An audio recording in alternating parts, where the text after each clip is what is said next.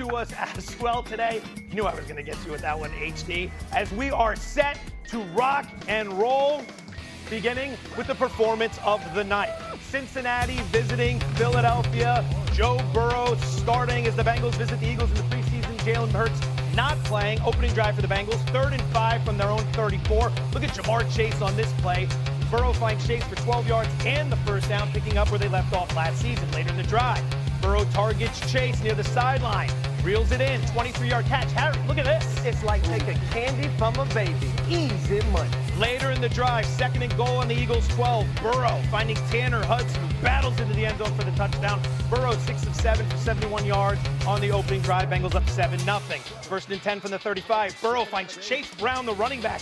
Mark that name down over the middle for a 13-yard game. Looking sharp here. Later in the drive, 1st and 10 at the Eagles' 36. Burrow gets to the chase, evades the defender all the way to the house. Bengals score. Fantastic performance here. D-Wood, you got to make that tackle, don't we? Yeah, we have to. It's one-on-one on the outside. If you don't, it's over, brother. To the crib it is. Yes, it is. Burrow played a total of 15 plays in 2 series last night, both of which led to scores for the Bengals. Meanwhile, Chase targeted 4 times, caught all 4 of those targets for 77 yards in a score. Here's Joe Burrow with an assessment of his performance. Today was average. But overall, I'm happy with where I'm at. Next week, I'd like to be a little better. Very emotional, very passionate there. D-Wood, what'd you see from Joe Burrow last night? Like the season never left. It just reminded me of 2024 Joe Burrow. He was literally cooking out there, and I think this is what Zach Taylor and company wanted to see. We talk about how they're able to try to change the narrative. How can they work to get going early in the season? Okay, change the game plans.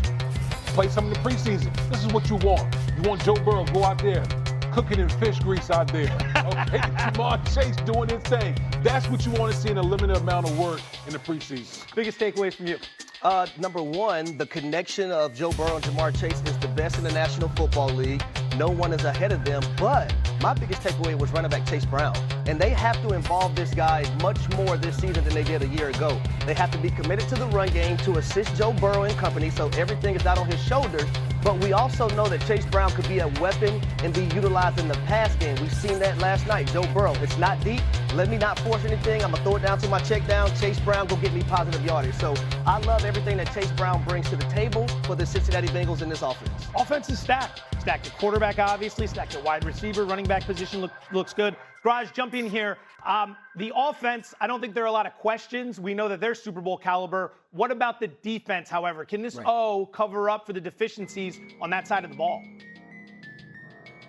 Yeah, that's the big question with the Bengals. And I think, getting Joe Burrow and Jamar Chase, Chase Brown, all those guys preseason reps is a departure for Zach Taylor and the Bengals coaching staff. They haven't usually played them in the preseason. We all know the Bengals start slow, so maybe this helps with that. But yes, you're absolutely right. The season will rise and fall on the success of a defense that couldn't stop anyone last year has a new coordinator. Their first-round pick, Shamar Stewart, we know it took him a while to get into camp due to contract issues, but he looked pretty good last night. And if he can be a guy that makes plays off the edge, and they can get Trey Hendrickson signed and get him to come in, that defense has a chance to be good enough. And when I say good enough, this does not have to be one of the top 5 defenses in the entire league. This only has to be good enough to support its elite offense, and that is what the Bengals are hoping for this season. So that's the biggest part, what Garage just mentioned last right there.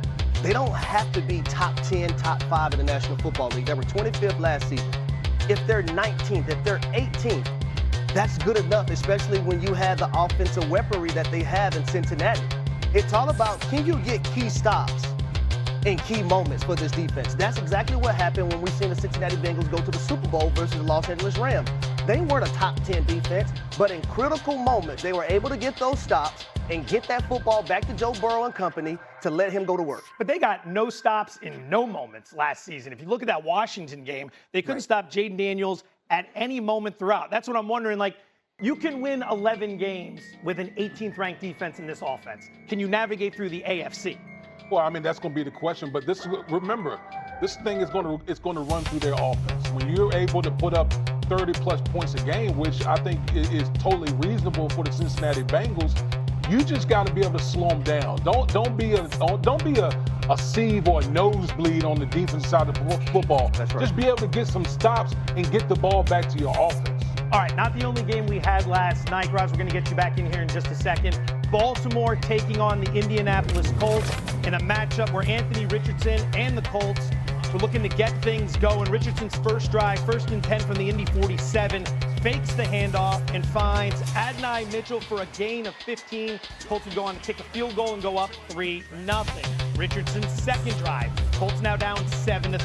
2nd and 10 from the Indy 35. Look out! Hot. David Ajabo comes unblocked off the left edge, gets the sack. Richardson's shaken up. He'd be ruled out with a dislocated right pinky. Here comes Daniel Jones. 1st and 10 from the Indy 29. Takes the handoff. Penn State. Tyler Warren, the rookie, has room to run. It's a 23-yard gain. Warren finished with 3 catches for 4 yards. Later in the drive, Jones finds Mitchell again. This time 22 yards. Jones leads the Colts to a field goal. They now trail only 14-6. Second quarter, Colts down 14-6. 2nd and 7 from the Indy 48. Under pressure, rolling left. Floating one here to Ashton Doolin for a gain of 25. Just a great job buying time, keeping his eyes downfield for an explosive play. Jones gets the Colts another field goal. Goes 10 of 21 for 144 yards. No touchdowns, no picks. Here is Anthony Richardson, though, on the big story after the game. That's a tricky one because it's 5-man pro, and I'm hot from the backside. I just got to get my eyes, just be able to, react to that. But this 5-man pro is just playing hot. I just got to be on my P's and Q's when it comes to that. It was just going to be hard for me to see it anyway because my eyes are looking a certain way. But I just got to be keyed on when everybody bringing pressure like that. Wood, you spent a long time at a high level protecting quarterbacks. You see that play, what are you thinking? Yeah, I mean, that was on Anthony Richardson right there. I mean, he even admitted it right there. And they actually, it's what we call simulated pressure. And what you're going to see right here is the defensive end up top. He's going to drop out, okay? And then they're going to bring a linebacker right here. So they're only bringing 4 players. And so if you're Anthony Richardson, your eyes got to take you to what's happening right here. He was oblivious to the pressure that was coming on his backside. And so if you're Anthony Richardson, the processing has to be quicker. You got to be able to get through your reads a little bit quicker. But I think that ultimately the biggest part is he got injured.